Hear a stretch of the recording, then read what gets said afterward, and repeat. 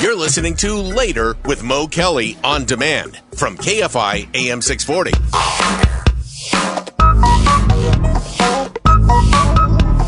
Now on the Mo Kelly Show, it's Tiffany Hobbs, the viral load.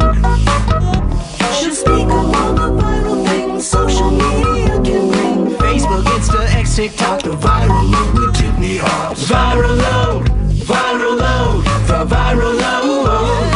Viral load with Tiffany Hobbs. KFI Mo Kelly live everywhere on the iHeartRadio app. And now I turn it over to Tiffany Hobbs with the viral load. Good evening. Mr. Mo Kelly, you, like I, have dogs. Yes. You walk your dogs in your neighborhood occasionally? Every day. So do I. What kind of leash do you use? I use, I don't know the name of it, but it's not brand, but kind. It's a dual dog leash where I have one handle and it has both of them out there. I don't know how to describe it. No worries. You know the retractable leashes, the kind that you can extend or the dog can move and extend the length of the leash. Well, there's a young woman named Daniela Abreu, and what happened to her is tragic, but also a very cautionary tale. So Daniela is 23. She lives in Florida. And last year, and this has gone viral this year, that's why we're talking about it. Last year, Daniela was walking her 60-pound husky. A husky. Okay. If you know anything about huskies like I do, they are very energetic. They're rambunctious. They seem to have their own plan about things. And that's what Daniela's dog was doing. She's walking the dog in the neighborhood. The dog spots a cat. Her dog takes off while it's on this retractable leash. Daniela has walked the dog for the years she's owned the dog. The dog is well trained, but the dog follows its instincts and takes off after this cat. Daniela keeps control of the leash. However, the power from the dog, the weight, just everything combined caused the leash to break. And the buckle part, the metal part at the end that you clasp into the collar or the harness, came back, hitting Daniela in the eye, full force, full speed. It not only punctured her retina, but it caused irreversible damage to the tune of having to have her eye altogether removed. Daniela is now speaking about the incident and using her TikTok platform to give that cautionary tale to encourage dog owners or any other owner of any animal you might put on a retractable leash. Because I know some people do that with their cats as well. We have one at home. We don't use it often, but we have one. And I have one. And this really scared me to be very careful about that kind of backspin or that the fact that it can break or dislodge and then come back and hit you. It may hit your dog as well. I wonder, and I'm sympathetic, but I wonder whether this is more a case of freak accident, because yes, everything can be dangerous in a given situation. Yes, there's that spring-loaded action of that leash. And of course, when it has that metal hook at the end, if it starts flying around, yes, it can be dangerous. I think it's more bad luck than anything. And here's the thing. That could possibly be true, the idea of it just being an isolated incident, if Daniela hadn't shared it to her social media last year. And this happened in the fall of last year, so not too long, but a little less than a year ago. And since then, her followers and other commenters have shared similar stories. Unfortunately, it is not an isolated incident, and it is something that occurs far too often, especially according to emergency rooms who deal with this sort of thing regularly. Is there any similarity in brands or just that style of leash? Just that style of leash. And so what's being suggested is that if you have a dog that is of any significant weight, so you and I both have kind of smallish dogs. If you have a dog, small. Mine's even smaller. I have a Chihuahua and a Terrier. But if you have a dog that's 20, 30, 40 pounds or more, or at least is strong enough to be able to break that retractable leash, perhaps go to a standard leash, a rope leash, whatever it may be, so that you do not get that recoil effect. All right? All right. Next story. Now, this story appeals to the murder mystery aficionado in all of us. Mark, get ready. Get ready, Mark. I love a good murder mystery. I watch anything that has to do with murder mystery, and I find myself wanting to be an amateur investigator. I've always wanted to be one. So this speaks to my sentiments and apparently also to millions of other people because this story has gone viral Again, millions of times over. There's a woman. Her name is Katie Santry. Young mom, lives in Ohio. And Katie Santry had a modest following on her TikTok up until about a week ago. She had a few thousand people who were following Katie's day-to-day exploits and just her day-to-day life and her musings about her recent miscarriage. Katie was using her TikTok platform to encourage people in their pursuit of fertility. Well, in the last week, Katie's objective has shifted completely, and she's doing something she never thought she'd be doing. Here's why. Katie and her husband were digging holes in their backyard to put up a fence. Very mundane, very normal. In one of the holes that they dug a few feet down, they found what looked to be a piece of or corner of a carpet of some kind. Katie was able to kind of pinpoint and say, it looks like a shag carpet. Well, they didn't take the carpet out. Instead, Katie went to her TikTok and said, hey guys, you guys follow me about my day-to-day things. This is what happened. We found this carpet. Find it kind of odd. Wonder what's going on down there. Check back tomorrow and I'll let you know. She goes to sleep. She wakes up the next morning. She says that sometime in the middle of the night, her screen on her computer was completely shattered. Her desk that she works from was moved to a different place in the room and ransacked. She says her husband couldn't have done it. Her child was too young and she knows she didn't do it and there was no intruder. So Katie goes back to her TikTok, kind of makes a lighthearted joke and says, hey, this is what happened. Maybe it's, quote, the ghost in the carpet or the ghost in the rug. Well, her TikTok blows up and goes from 6,000 followers to tens of thousands of followers in hours because now people are sharing, and they're telling her, Katie, go to the police. Katie, go out there and dig it up. Everyone's musing and has their ideas as to what it could possibly be. Katie calls the police. They come out and check. They don't really find anything, kind of push her to the side. Katie goes on for the next couple of days, really interested in what's there. The police get wind of the virality of her story on TikTok because, again, it's shared. Now it's hundreds of thousands of times. Now her following count has gone from 6,000 to over 200,000. And people, again, are musing about what it could possibly be. The police take an interest. They come back to her property, tape it off. They tell her, we are going to treat this like a homicide investigation. They bring in cadaver dogs. Katie's live on TikTok. She's broadcasting live. And as she's there, she sees the two cadaver dogs sit down on the hole where the carpet was. They signaled that there was something. So the police excavated the carpet. It's rolled up. They take it away. They tell her, doesn't mean there's anything found. Doesn't mean there's a body or anything.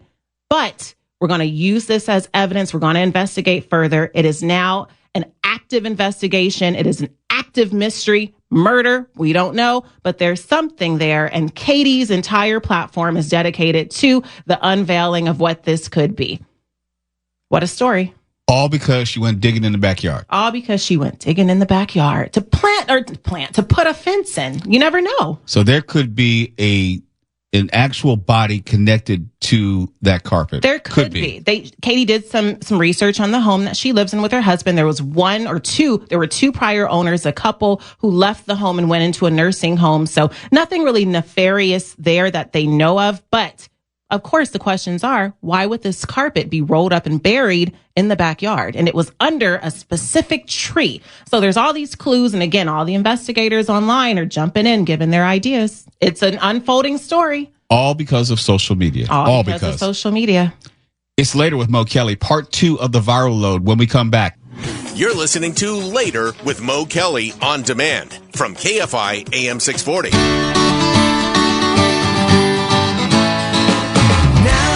Time for the Viral Load with Tiffany. Live on KFI's Later with Mo Kelly. She'll talk about the topics on social media. The Viral Load with Tiffany Hobbs. KFI AM 640 now for part 2 of the Viral Load with Tiffany Hobbs. There was a study by research group Investopedia that found that the estimated lifetime, let me say that again, the estimated lifetime, so over the entirety of your lifespan, be it 65 or 75 or 85 years or whatever, now costs $4.4 million. Kind of speaks to what you were talking about earlier, Mo, about the best places to retire in the country.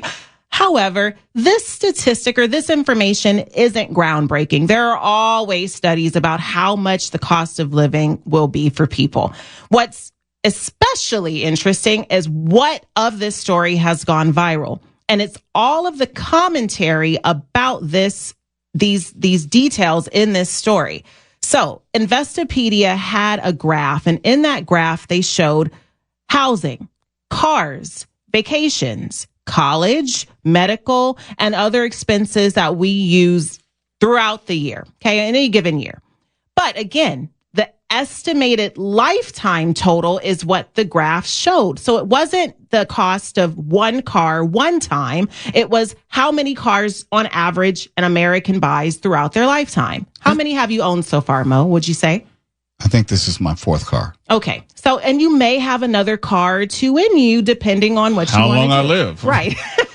So don't rush me. Let's say you own 5 cars, Mo, over the course of your lifetime. And let's say you buy an average price car, which is about $30,000 now. Let's just say. Okay. Do the math. 30 times 5 is 150,000. So 150,000 is what appeared on the graph. So on around there, right? But people did not understand that this was a lifetime cost. What people started commenting en masse and being screenshotted and shared that has now gone viral are lots and lots of misunderstandings, again, about the math. So instead of understanding that $150,000 equates to 5 cars, people are thinking, wait, who's buying $150,000 car, singular, per year? And they're thinking, no, we don't live like that. You must be living well above your means if you're paying for a car that's $150,000.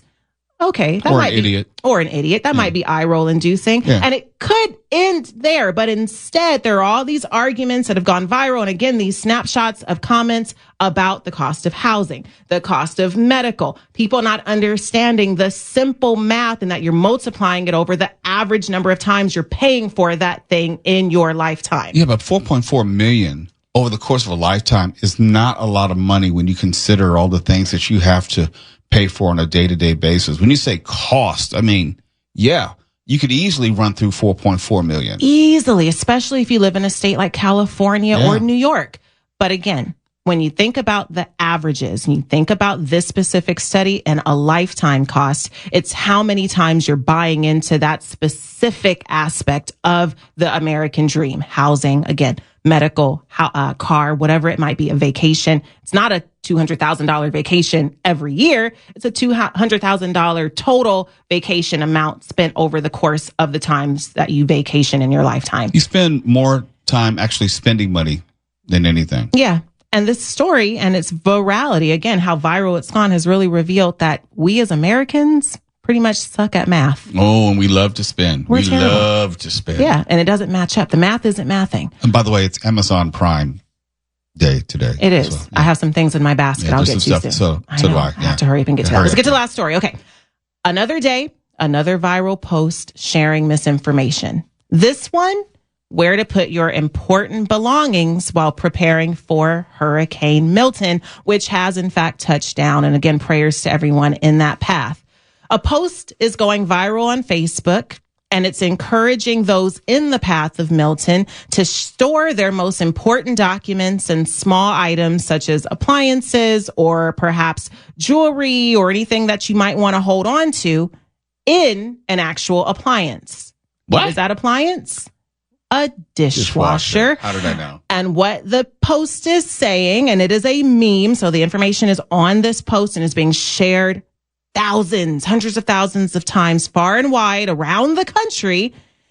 The dishwasher is said to be waterproof because of the, quote, airtight seal that is around the dishwasher once you close it. That's like saying you can keep it in your car because the inside of the car doesn't get wet in the rain. Mo, people can't do math, and they also don't understand what airtight seal actually means and what waterproof means. And unfortunately, they're sharing this information and trying to arm people or prepare people for this disaster. So many commenters throughout or on these memes all across social media. I've seen it on Facebook. I've seen it on different posts. I've seen it in comments. It's been everywhere today specifically. And it's very upsetting because they're leading people astray. Why don't they just put it in the oven and keep it warm? I mean, put it in the refrigerator and keep it cold at this point, right?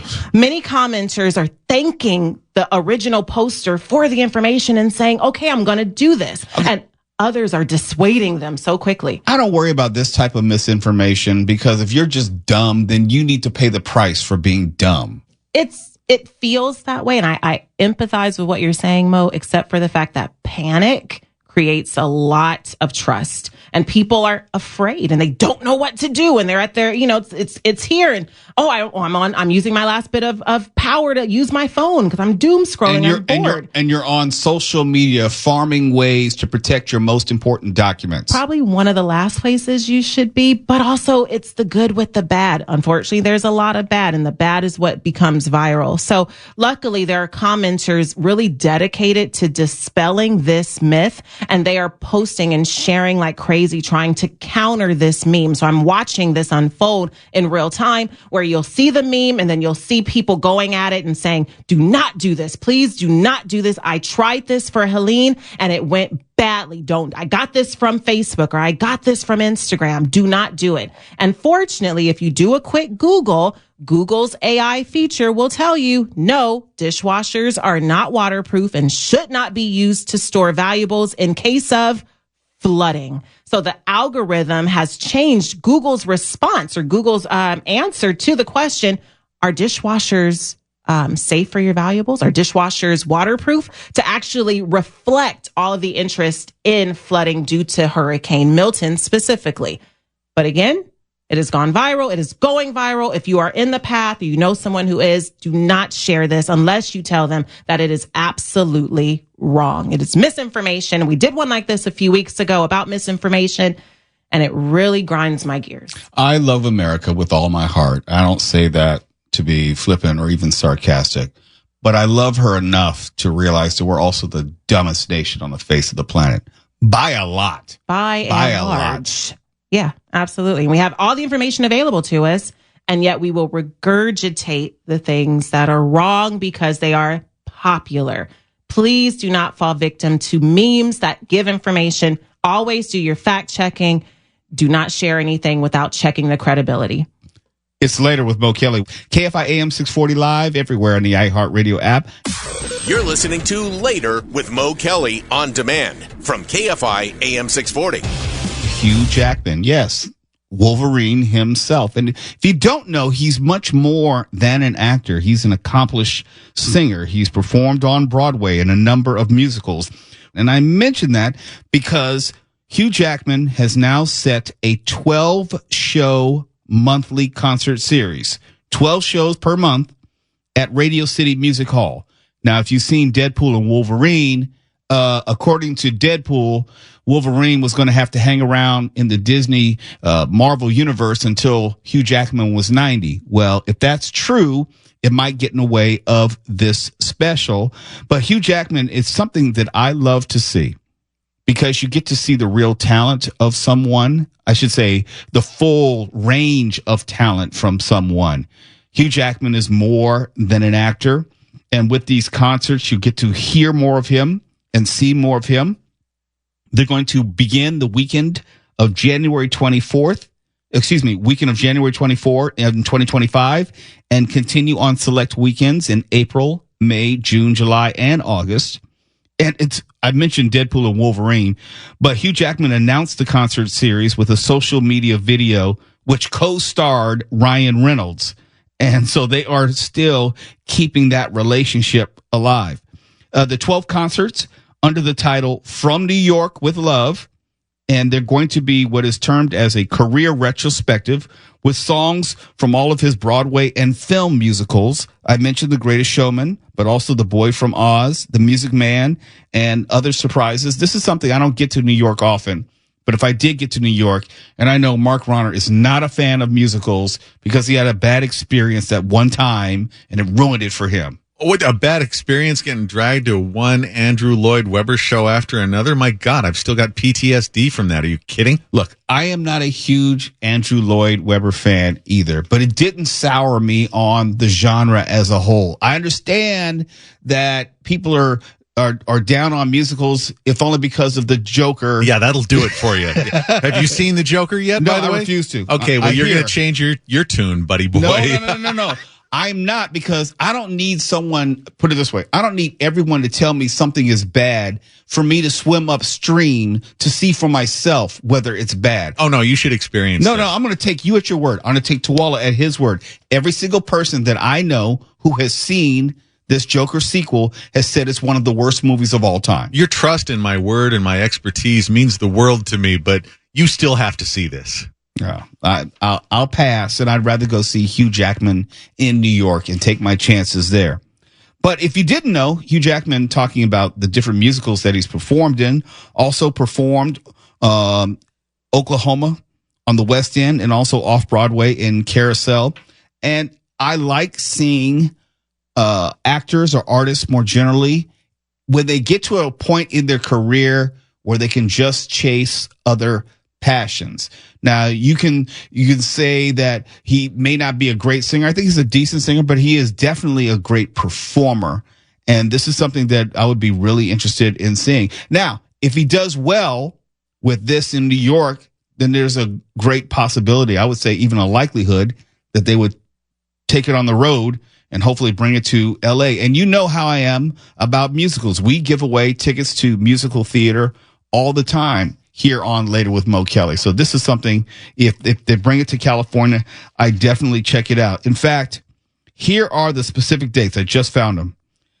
Friday, January 24th, Saturday the 25th, April 18th and 19th, May 23rd and 24th, June 20th and 21st, July 18th and 19th, and August 15th and 16th. So they're just doing 2 shows a month, which probably doesn't conflict with any other projects that he's working on.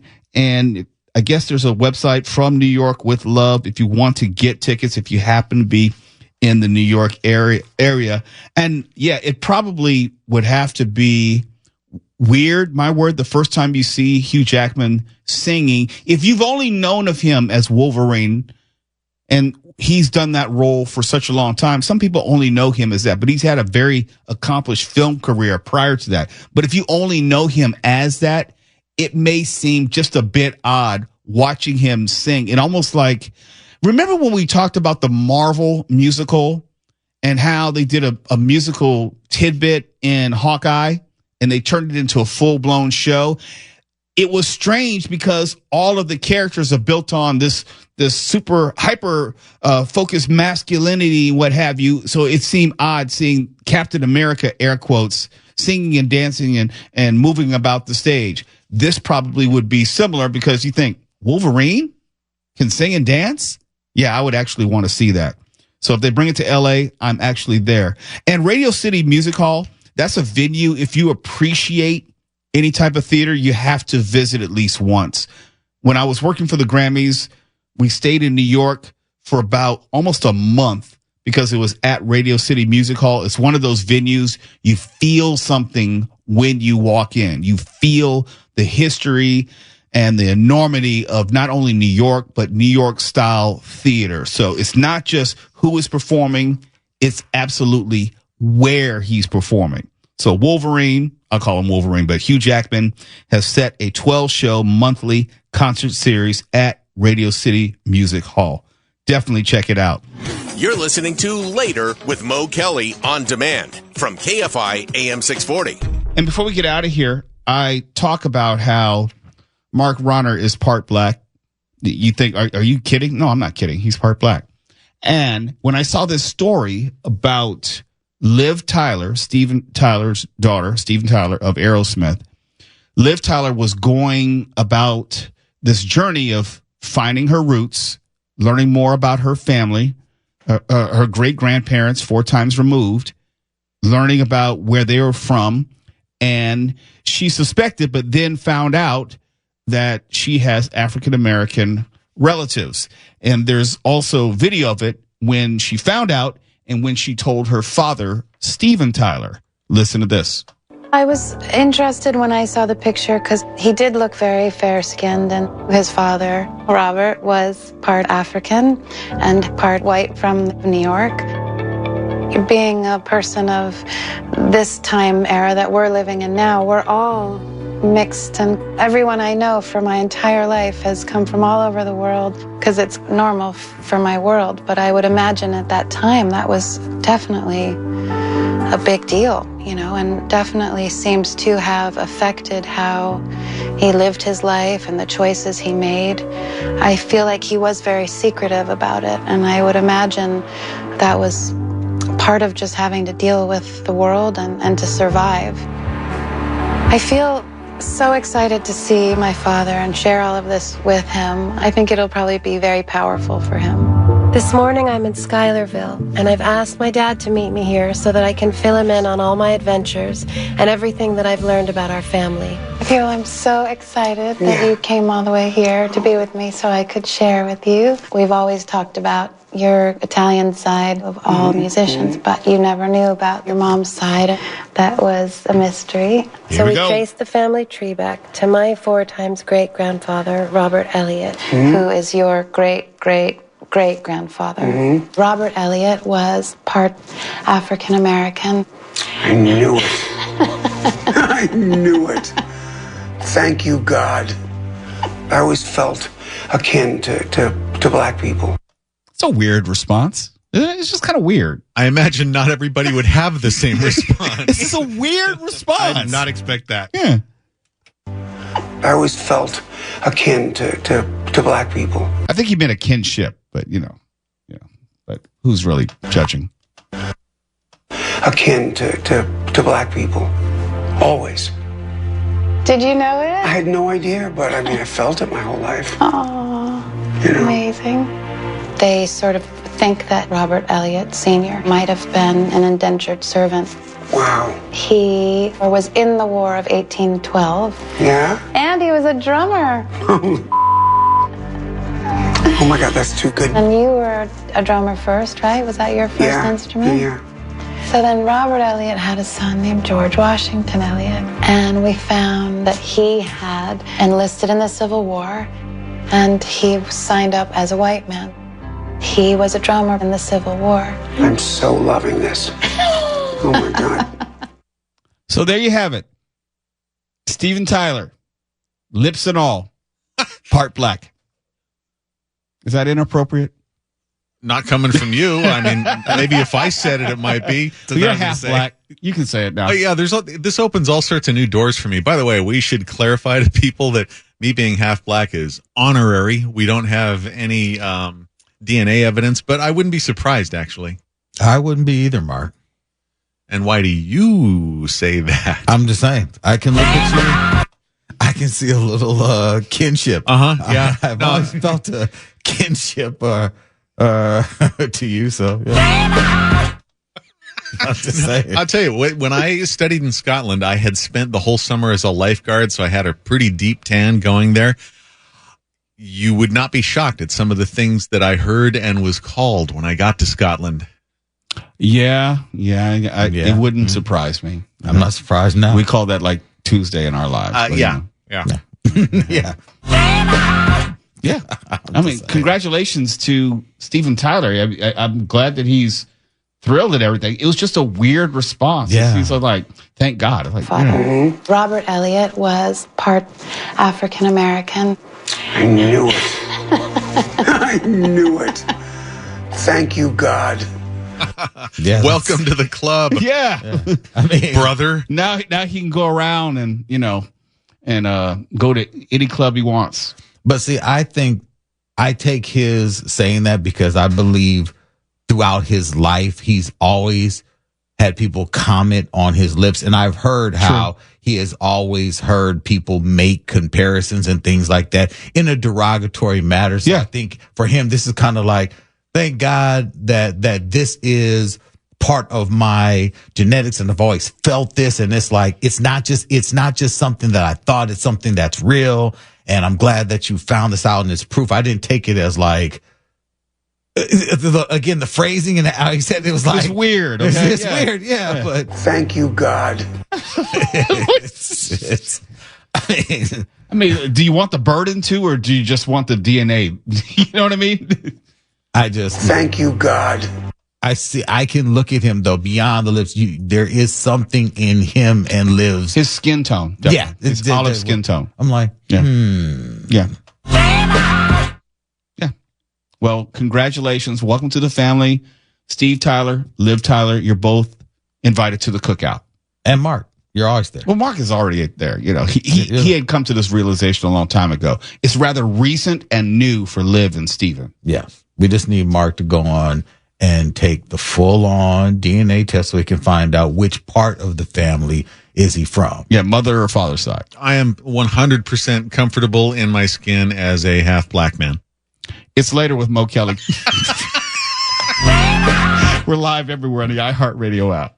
You think we've got all the answers? Well, we've got news for you, Chief.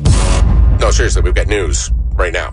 KFI. And KOST HD2. Los Angeles, Orange County. Live everywhere on the iHeartRadio.